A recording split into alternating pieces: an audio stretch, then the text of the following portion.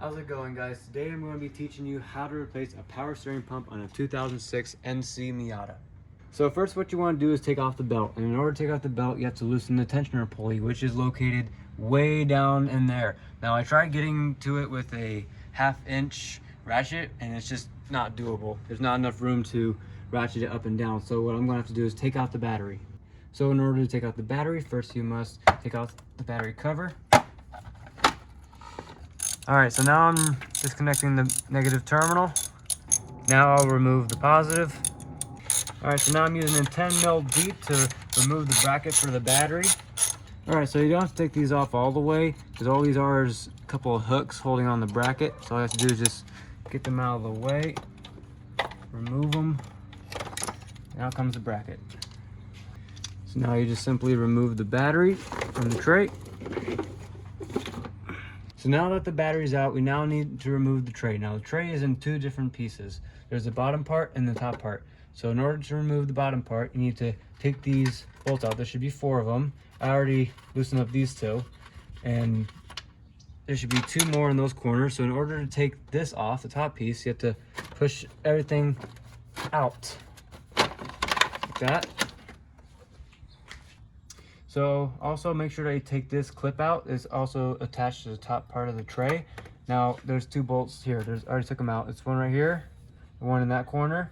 So now we can lift this up, slide it out of the way so the wiring loom's out of the way, and now we have access to our tensioner. Alright, so now that we got the 1/2 inch ratchet on, and it's a 14 millimeter, you want to make sure it's set to tighten so that when you turn right, like this, you have to put some effort into it. Make sure all the wiring's out of the way. Try to get this belt off. I'm going to try to take it off of the power steering pump since that's what we're going to be working on. Slide it off like so. Come on. And there it is. So you can just leave this hanging around because my belt's in good shape. So to not complicate things, we'll just tuck it in right there for now. So now it's time to get things out of the way so we can get to our pump easier. So first thing I would say is get this out of the way. You can use a screwdriver to get behind the clips to get over this. So now you need to take this little sensor off. So you just push this on, or push and pull like that. So now it's time to remove the high pressure line. So you want to make sure that there's a bunch of rags everywhere because it's probably going to leak out a little bit of fluid. So I have rags at the ready, and this is a 17 mil. You have to break that loose. Okay.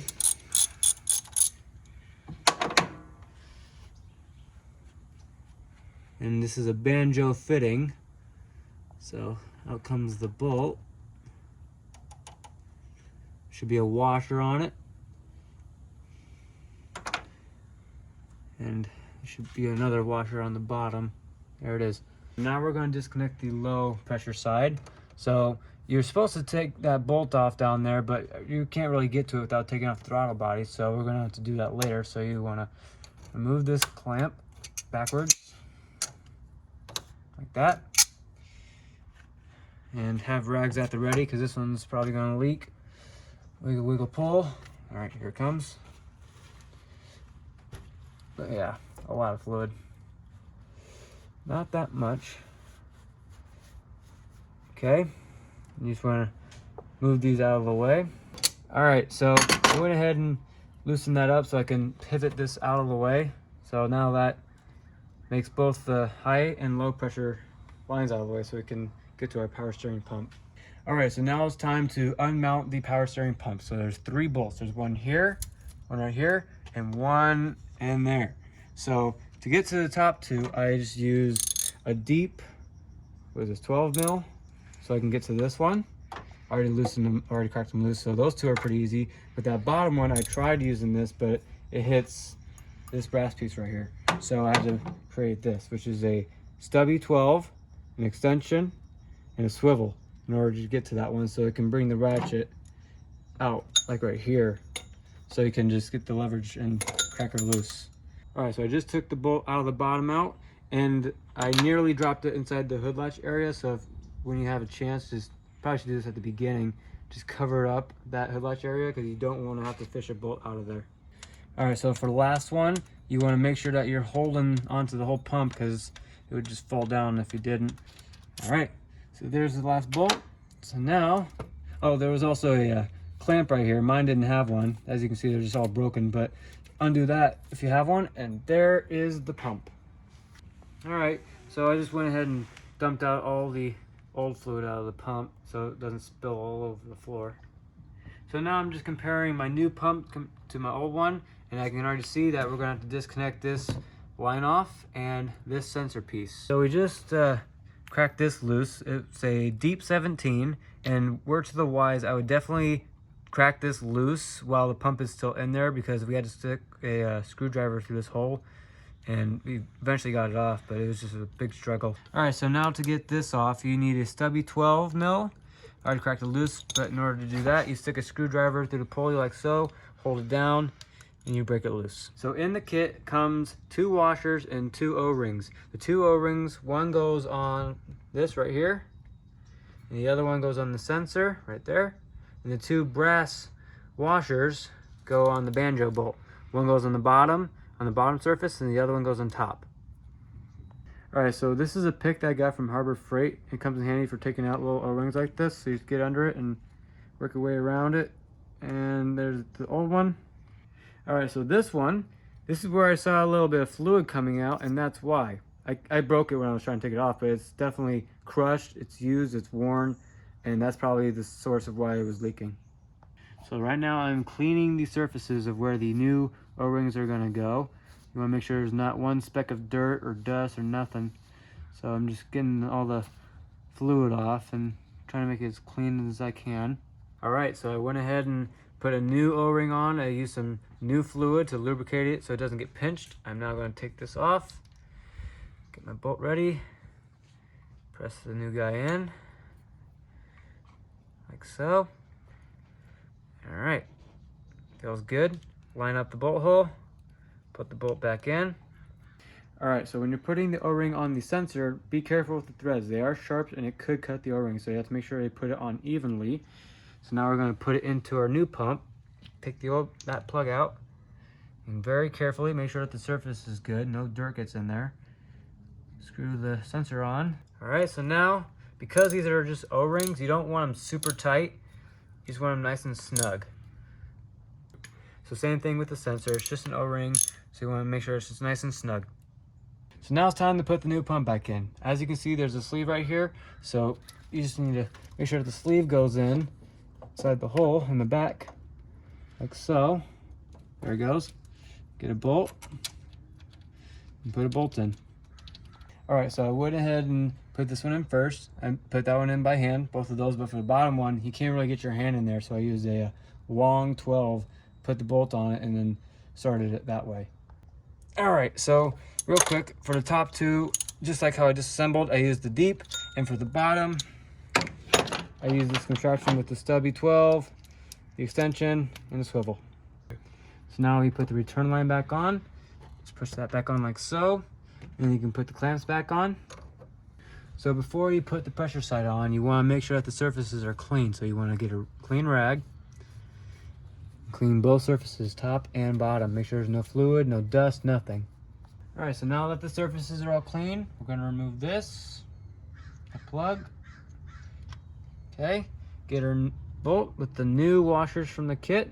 You want one on top, like this, and one on the bottom, like so.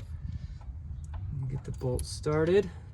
All right, so now you just want to make sure that this is good and tight. Now these are crusher washers, so you want to keep going until, there you go, until it stops. So something we just realized, you could have put the belt on before putting the return line and pressure line on, because it was made it a little bit easier as far as room is. Okay, so I just put the belt back on. All right, so now you want to remember to put your sensor back in, like so. Just push it on like that.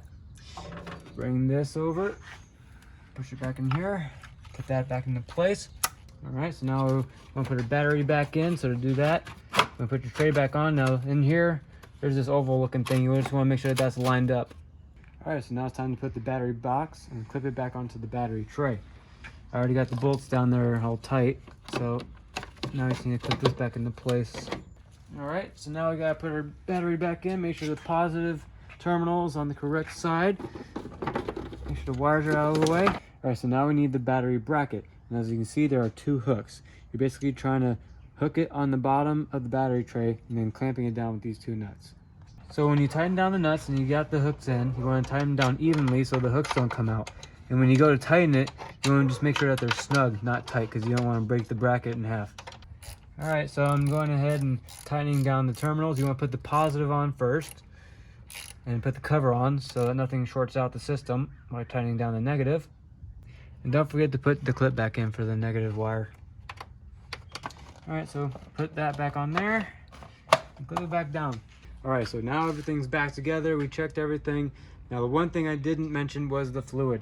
We already previously flushed out the system with some new fluid. So if the fluid in your system is old, I would highly recommend sucking all that fluid out of the reservoir, turning it lock to lock, bringing up more old fluid and sucking out even more, and then replacing it with new fluid. All right, so this is what we just did. We topped off the fluid. We started up the engine. We turned it all the way from right to left, lock to lock a few times. There was a little bit of a whine noise because there was already fluid in the system. It kind of sucked it all up immediately. We topped it off again. The whine noise went away after that. Kept doing lock to lock, make sure that there's no air in the system. We checked for leaks, there's no leaks. Now that we just finished, we are going to want to top off the reservoir all the way to the max line, take it for a long drive, check it, and you're pretty much done. We just came back from a pretty decent drive. The noise, completely quiet compared to how the old pump was. It used to whine before, now it's quiet as the night. When we came back, we popped the hood. We immediately checked the level, and the level didn't really change much. It came out to be a little bit more. There's probably some extra excess fluid in the system that we were able to squeeze out of there, but that's about it. It's quiet, fluid levels all checked out, and that's it. That's how you change a power steering pump on a 2006 NC Miata MX-5.